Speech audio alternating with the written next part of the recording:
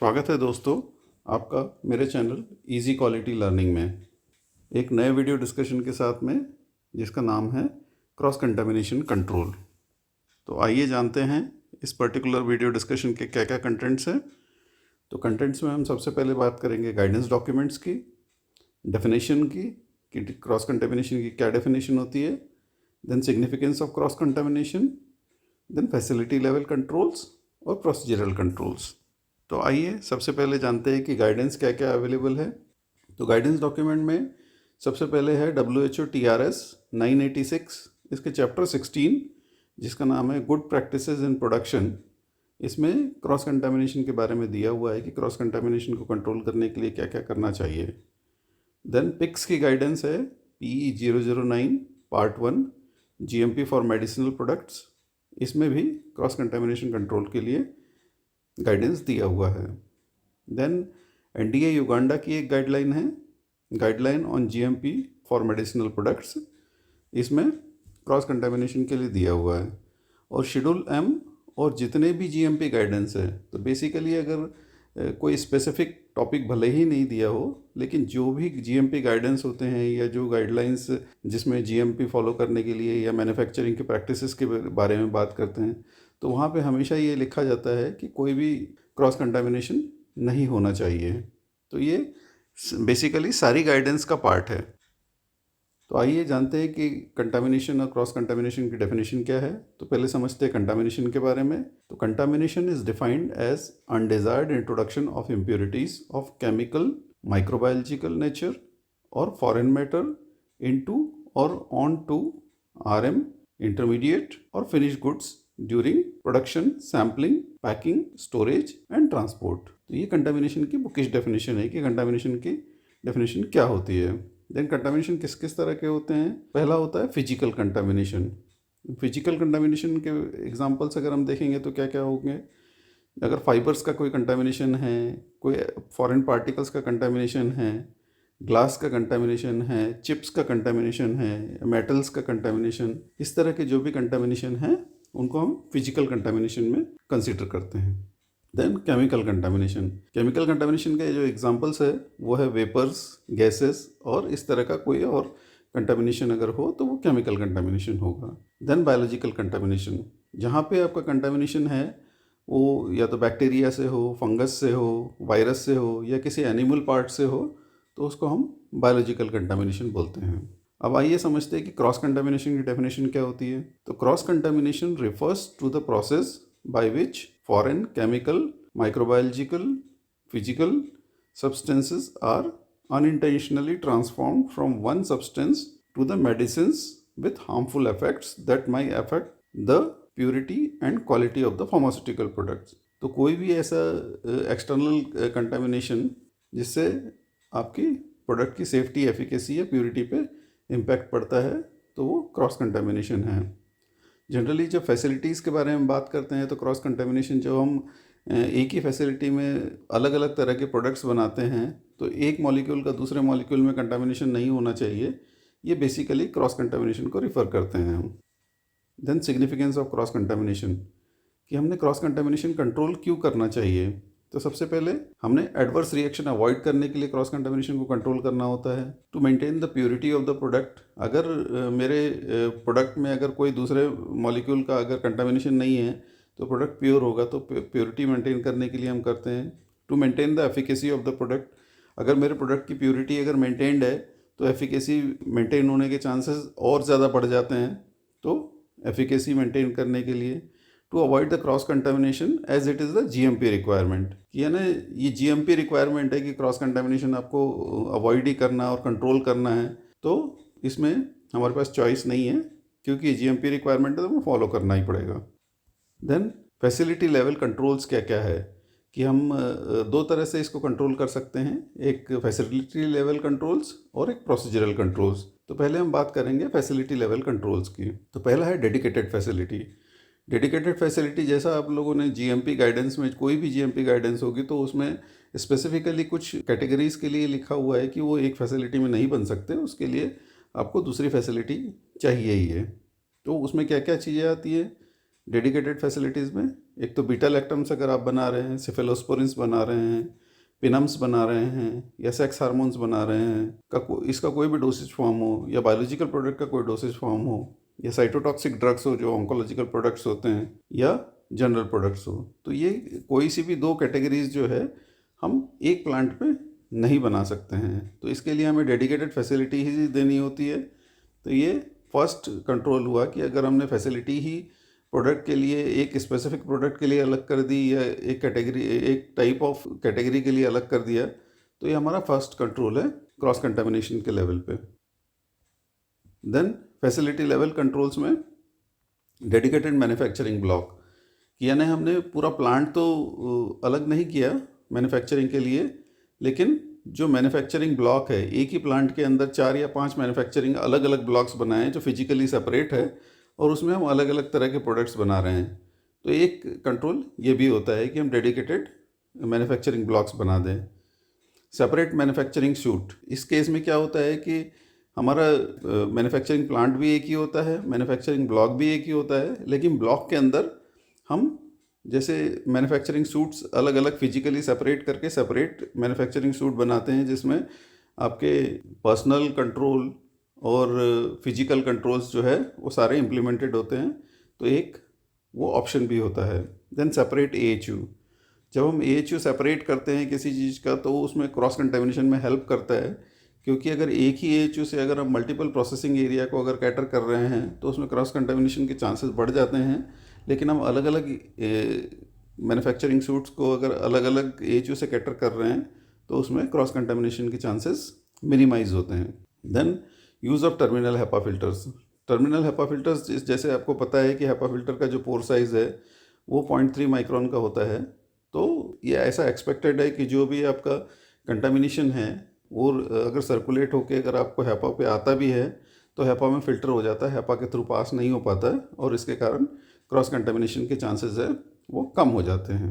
Then use of close system, ये आजकल GMP की रिक्वायरमेंट हो गई है कि जहाँ तक पॉसिबल हो आपने मटेरियल की प्रोसेसिंग या बैच की प्रोसेसिंग करनी है वो क्लोज सिस्टम्स में करनी है। क्लोज सिस्टम्स जैसे आप एग्जांपल के लिए ये कह दीजिए कि लिक्विड मैन्युफैक्चरिंग प्लांट में अगर हम लिक्विड के बैचेस बना रहे हैं, तो जैसे उसमें हम शुगर सिरप की चार्जिंग करते हैं, वो वैक्यूम सिस्टम के थ्रू चार्ज करते हैं जिसमें आपका मैनुअल इन्वॉल्वमेंट बिल्कुल भी नहीं होता है, या सॉर्बिटॉल की चार्जिंग करते हैं, वो भी हम इससे टैंक से सीधे चार्ज कर सकते हैं। बाकी के सॉल्वेंट भी हम सीधे चार्ज कर सकते हैं, जिसमें हमें रिएक्टर को खोलना नहीं पड़ता है, जो अपना हमारा मैन्युफैक्चरिंग टैंक का जो लिड है उसको खोल के और कुछ ऐड नहीं करना पड़ता है, और हम केवल ऑटोमेटेड मेथड से क्लोज वे में ऐड कर देते हैं, तो वो क्लोज्ड मैन्युफैक्चरिंग है। वैसे ही अगर टैबलेट के केसेस में अगर हम देखेंगे, जैसे बिन ब्लेंडर्स होते हैं कि बिन में ब्लेंडिंग होती है, और ब्लेंडिंग होने के बाद में सेम बिन जो है वो अनलोड होके विदाउट ओपनिंग कंप्रेशन के लिए सेम बिन जो है कंप्रेशन मशीन पे लोड हो जाता है। तो ये आपके क्लोज सिस्टम के एग्जांपल्स हैं। Then use of physical barriers, तो फिजिकल बैरियर्स मीन्स हम किसी भी तरह से जो है वो एक एरिया से दूसरे एरिया का कंटामिनेशन जो है वो रोकना चाहते हैं या रोकते हैं। किस तरह से कि हमने बीच में पार्टीशंस लगा दिए है कि इस एक एरिया का जो भी पर्सनल मूवमेंट है या मटेरियल मूवमेंट है वो दूसरे एरिया में नहीं होगा, दूसरे एरिया का इसमें नहीं होगा। तो इसकी वजह से भी हम लोग क्रॉस कंटामिनेशन को कंट्रोल कर सकते हैं। देन डेडिकेटेड इक्विपमेंट्स, अगर मैंने इक्विपमेंट के ट्रेल्स जो है वो डेडिकेट कर दी, अगर एक डेडिकेटेड प्रोडक्ट ही प्रोसेस हो रहा है तो एक प्रोडक्ट का कंटामिनेशन दूसरे प्रोडक्ट में इक्विपमेंट के थ्रू जाने के चांसेस जो है वो मिनिमाइज हो जाएंगे, और ये भी एक फैसिलिटी लेवल कंट्रोल है। Then use of air locks, हम एयर लॉक्स का यूज़ करके भी क्रॉस कंटामिनेशन कंट्रोल कर सकते हैं।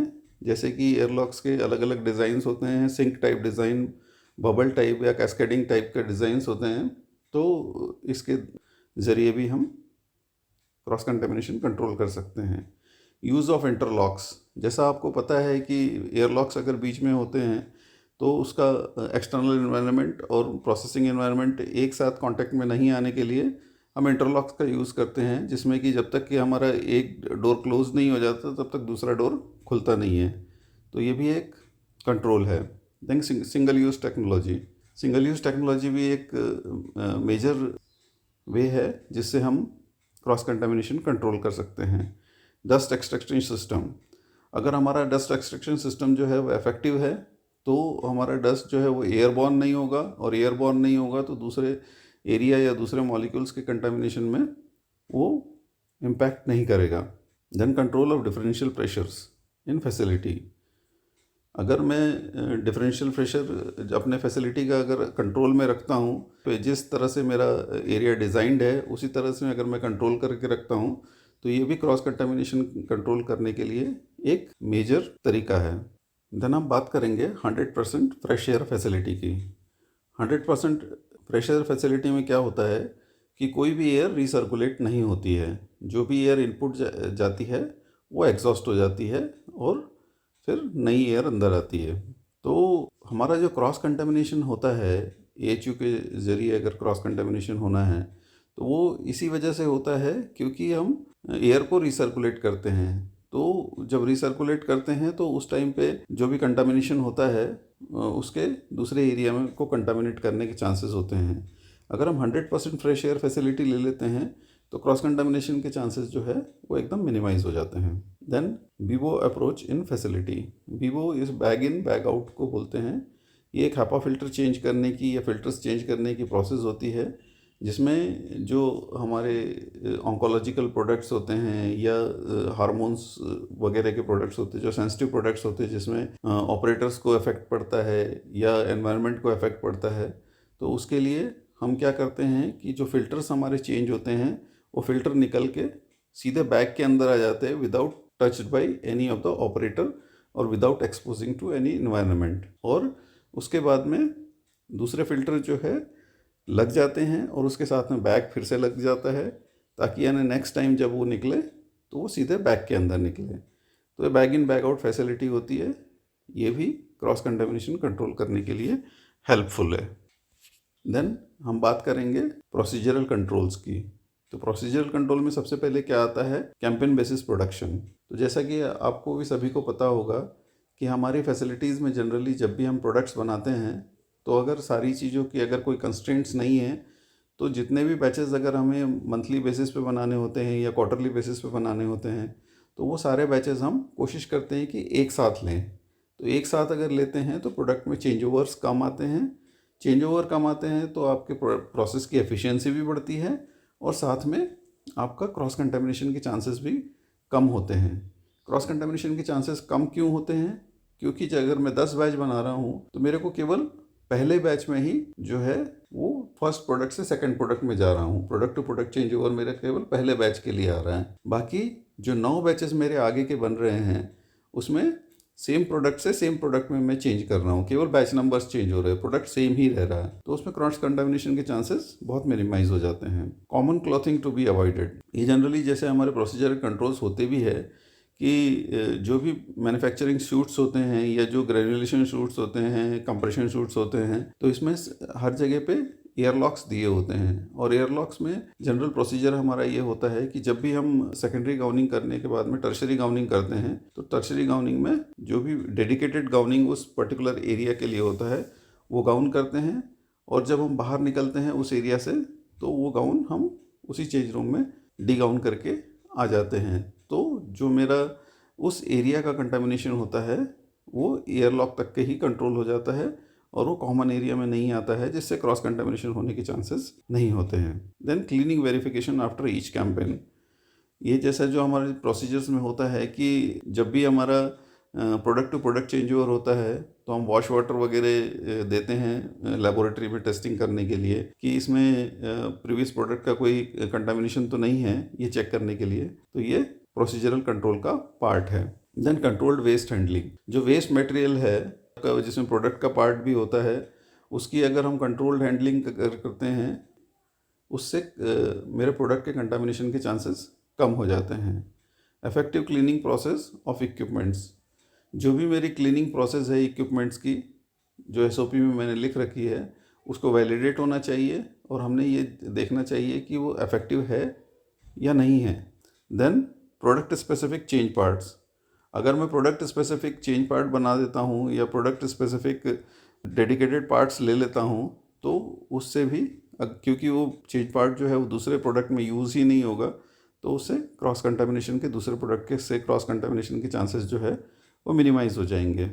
Then cleaning of return air riser filters. जैसा कि आप लोगों को पता है कि जब हम राइजर फिल्टर्स भी क्लीन करते हैं या चेंज करते हैं, जब हमारा प्रोडक्ट चेंज ओवर होता है, तो अगर मैंने फ़िल्टर क्लीन किए हैं तो फ़िल्टर से मेरा क्रॉस कंटामिनेशन के चांसेस मिनिमाइज हो जाते हैं। देन ट्रेनिंग ऑफ पर्सनल, ये सबसे इम्पॉर्टेंट है कि मेरे पर्सन को ट्रेन किया जाए, और ये इस चीज़ के लिए ट्रेन करना चाहिए हमें।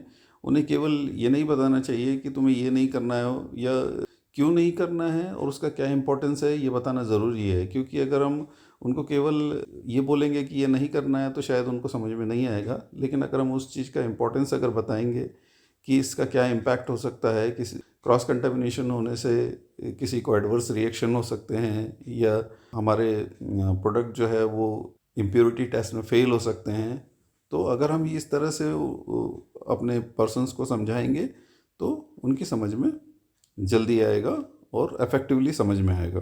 Then movement control of personal.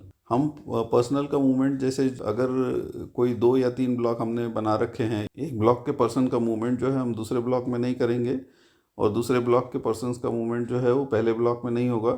तो इस तरह से अगर पर्सनल मूवमेंट अगर हम कंट्रोल करते हैं तो उनके थ्रू जो कंटामिनेशन कैरी फॉरवर्ड होने के चांसेस है वो भी कम हो जाते हैं।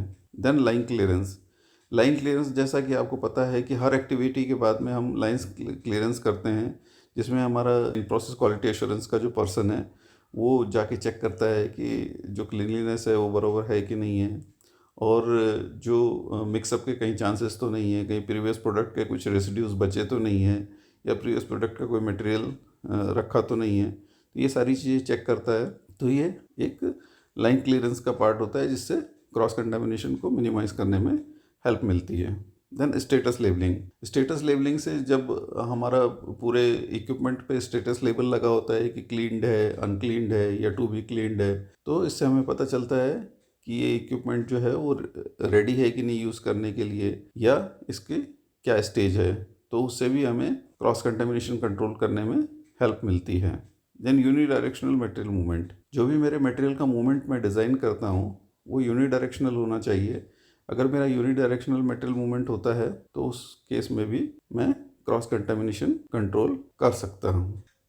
दोस्तों, ये एक छोटा सा वीडियो डिस्कशन था क्रॉस कंटामिनेशन कंट्रोल पे, जिसमें हम लोगों ने समझा कि क्रॉस कंटामिनेशन क्या होता है, इसे क्यों कंट्रोल करना चाहिए और इसे किस किस तरह से हम कंट्रोल कर सकते हैं। अगर आपको इसके कंटेंट्स पसंद आए हैं तो आप इस वीडियो को लाइक करें और लोगों से भी शेयर करें ताकि उन लोगों को भी इसका फ़ायदा हो सके। और अगर अभी तक आपने मेरे चैनल को सब्सक्राइब नहीं किया तो इसे सब्सक्राइब करें और बेल आइकॉन प्रेस करें ताकि आपको रेगुलर अपडेट्स मिलते रहें। Thanks for watching.